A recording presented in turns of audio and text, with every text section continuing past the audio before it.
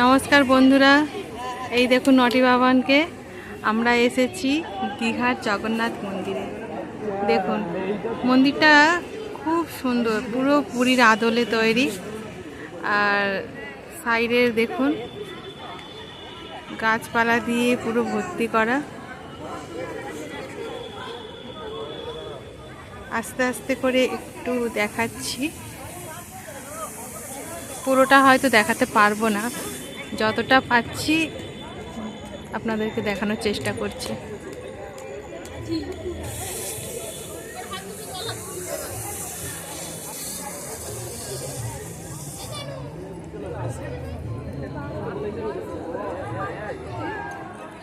দেখুন জায়গাটা কত সুন্দর।